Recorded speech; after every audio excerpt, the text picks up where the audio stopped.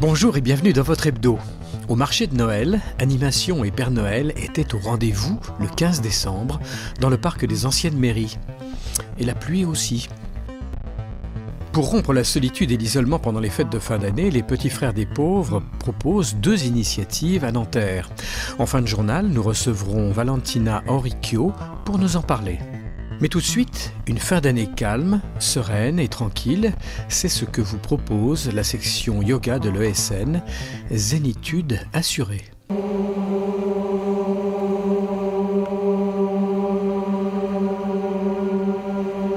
Vous cherchez à échapper au stress de la vie quotidienne, tout en renforçant votre souplesse et votre endurance, le yoga Iyengar peut vous apporter la détente et la relaxation que vous recherchez.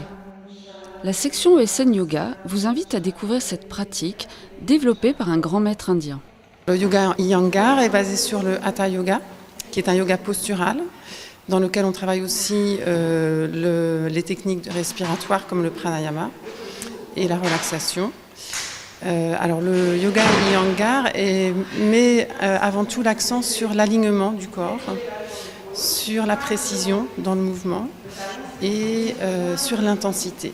Malgré la technique et la rigueur demandée, le yoga Iyengar s'adapte à tous les types de corps, du débutant au plus expérimenté. Quel que soit l'âge, quelle que soit la condition physique, en fait tout le monde peut faire du yoga Iyengar, étant donné que c'est un yoga très progressif. Donc ça va être adapté au corps de chacun. Et les postures, on les apprend donc très progressivement avec des préparations de postures. Par exemple, la posture sur la tête, on ne l'enseigne pas avant 2 ans de pratique quasiment. On fera des renforcements d'épaules, des préparations. En réconciliant le corps et l'esprit, cette pratique très complète procure de nombreux bienfaits. Le yoga développe la conscience du corps, développe la perception intérieure. En même temps, il développe la concentration. Le prof demande une attention permanente de l'élève sur des parties de son corps. Et du coup, le mental de l'élève n'a aucune possibilité de s'échapper. Ce qui permet à la fin une relaxation très profonde.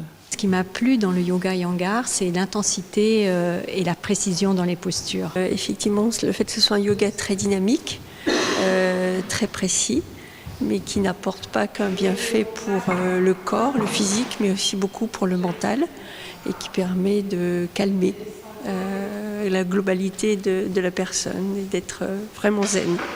Les 4 professeurs certifiés de l'ESN vous proposent 17 cours sur 4 niveaux différents et 6 stages dans l'année. L'inscription est encore possible sur le site de l'ESN.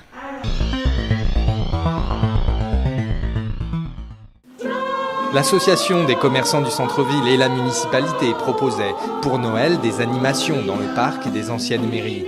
L'association des commerçants de Nanterre qui organise ça avec toutes les activités que vous pourrez trouver à côté et voilà, dans le but de pouvoir continuer de faire vivre les commerces dans la ville de Nanterre.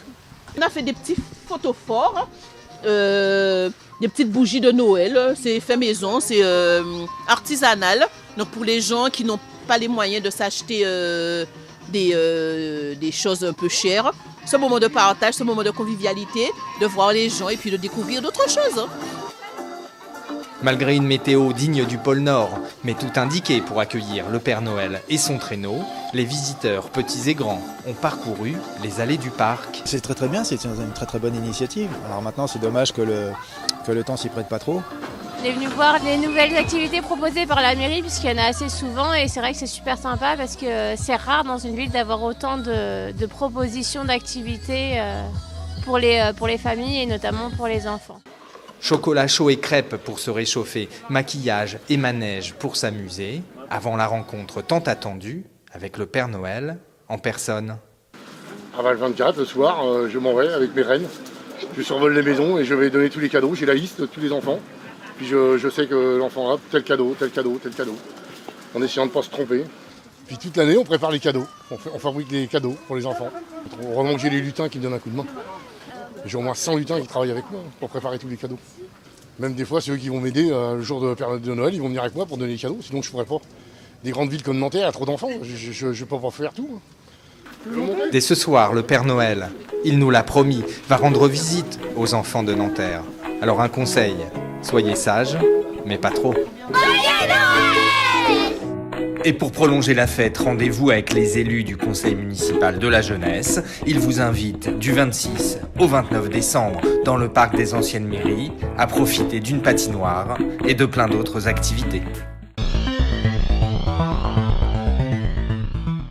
Que faire de votre sapin après les fêtes ? Offrez-lui une deuxième vie en le déposant dans un point de collecte dès le 26 décembre.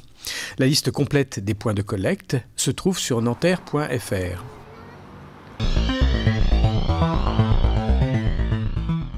Et toujours pendant les fêtes, du cinéma à gogo. Une sélection de films à voir en famille avec entre autres Astérix, le secret de la potion magique. Alors, qu'est-ce qu'il raconte le gros lardon ? Il ferme un peu son caquet là. Tu veux faire le show avec moi ? Spider-Man, nouvelle génération.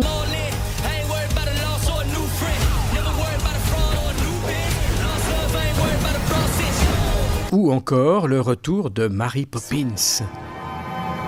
Le programme complet est sur nanterre.fr.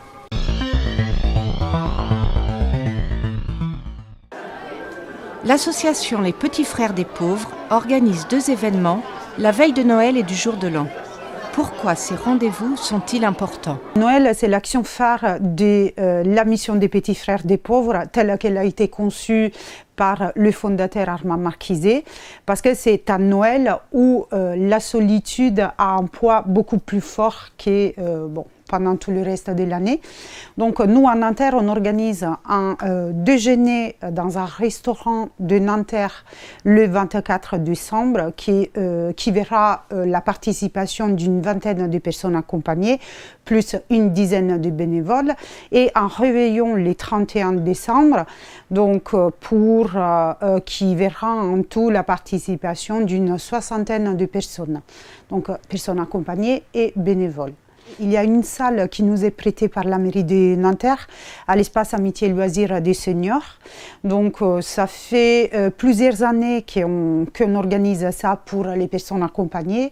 C'est une spécificité, si on peut dire comme ça, de l'équipe de Nanterre pour offrir justement aux personnes qu'on accompagne tout au long de l'année un moment festif de convivialité, de bonne humeur. Il y a de la danse, il y a des petits cadeaux, un repas qui nous est offert en partie par un traiteur de Nanterre qui nous fait un petit cadeau. Donc voilà, c'est vraiment tout est conçu pour que les personnes accompagnées puissent passer un très bon moment.